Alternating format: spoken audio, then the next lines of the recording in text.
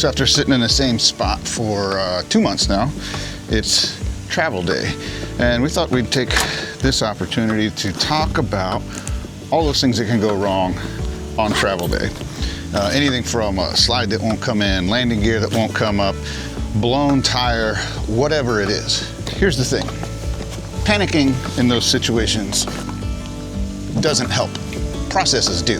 Today we're talking about how to stay calm on travel day when things don't quite go as planned, and how to keep those stressful moments from ruining your RV adventure and your marriage.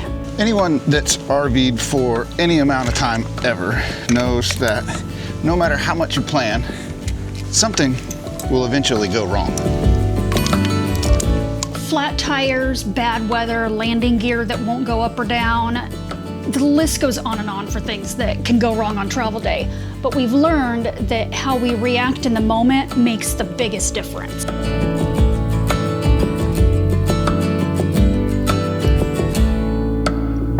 And the truth is, getting frustrated or rushing through those travel day problems usually just ends up making things worse or unsafe.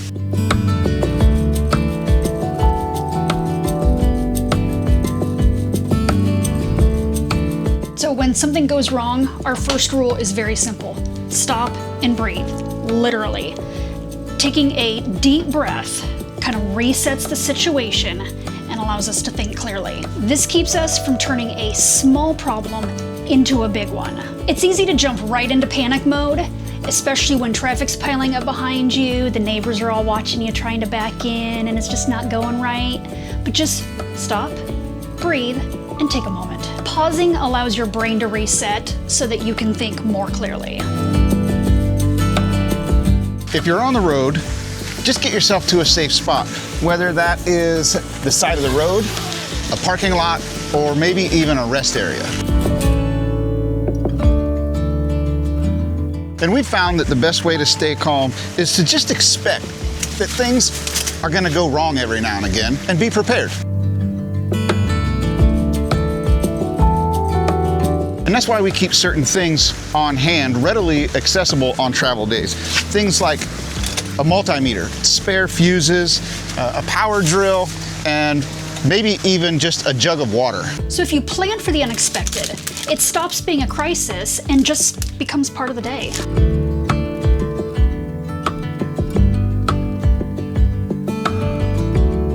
When things go wrong on travel day, the first thing that I do is triage the situation. And what I mean by that is figure out what's critical for now and what can wait till later. For example, losing trailer brakes. That's a situation where you stop now and you don't drive another mile until you're confident that you can stop safely.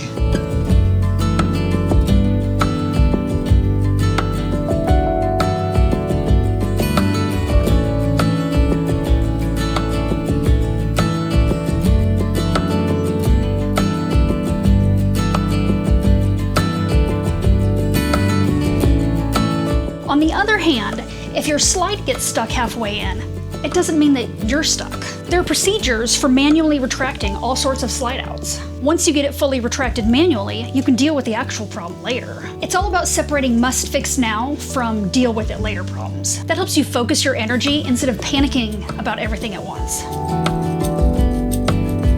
When things go sideways, it's easy to feel like you are all alone and you're isolated out there, but there are so many resources for you to use if you just take a break, stop, and use them. And I keep a few items in my travel day toolbox, which isn't necessarily an actual toolbox, but it's all the things that I need when things go wrong and I need to troubleshoot or do some minor repairs on the road. So it's not just wrenches and screwdrivers, we're talking checklists, wiring diagrams, and even bookmarked YouTube videos that I've identified that could be helpful on those stressful travel days. Having all that stuff available just helps me keep from guessing when the stress levels get high.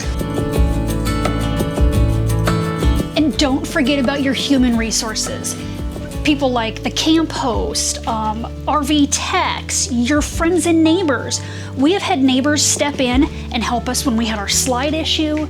We've been able to call our friends who have had similar rigs or similar appliances, and they have been able to help us out immensely in the moment. And Facebook groups and internet forums can be great resources when something goes wrong.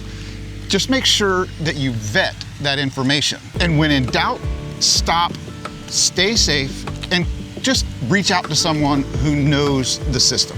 The goal isn't to fix everything perfectly on the spot. It's just to make safe, informed decisions that keep you moving forward, literally and figuratively.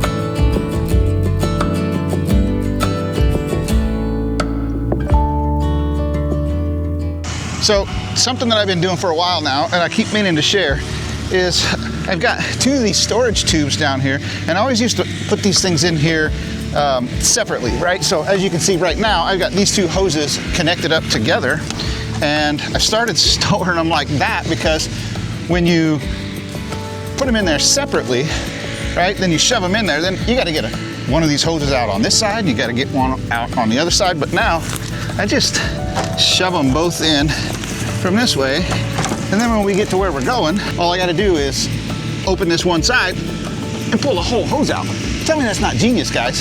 Also, tell me that I haven't just been dumb for the past 4 years doing this. So if you already figured that out, go ahead and put a comment down there and just tell me how dumb I am.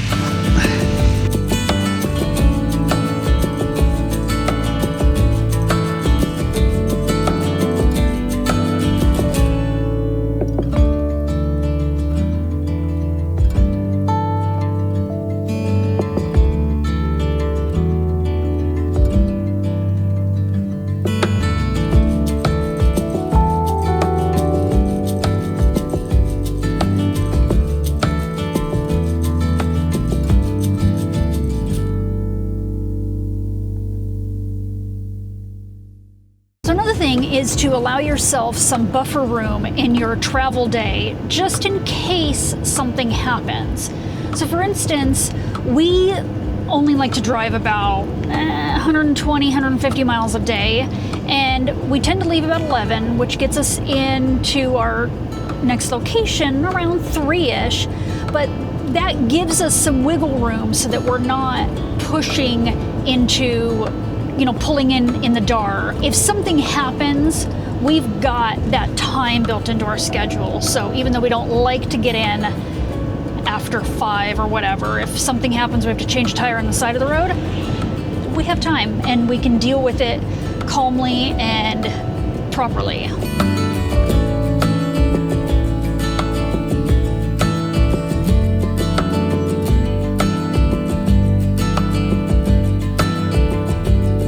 So once we're parked and settled for the day and we have our favorite adult beverage in hand, then we kind of sit back, debrief what went well, what didn't, what can we do better next time, and we just kind of hash it out. Yeah, because every tough travel day is a learning experience, a learning opportunity. We learn something new. Yep. Maybe we need to check a connection somewhere. Maybe we realize we didn't check the connection, and then we realize we probably ought to put that on our checklist. Yes. And so, once we get in, we get settled down, like she said, got our favorite cocktails, and laugh about it a little bit.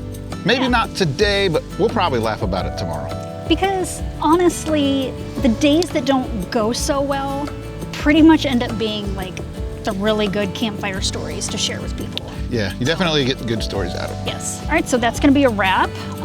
We would love to hear from you guys. So if you have any tips or tricks that we didn't mention that work really well for you to help you kind of stay calm in the moment, go ahead and pop them down in the comments down below. And also, if you've had a really, maybe not so fun in the moment, but now that you look back on it later and you've thought about it, you've learned something, go ahead and pop that down in the comments too, because we always like learning new things and we like seeing what you guys are all doing. So having said all of that, I'm gonna drink my cocktail here, enjoy the view. We got a really great sight here. And then I'm gonna go inside and take a shower because It's a little sticky out here tonight. So yeah.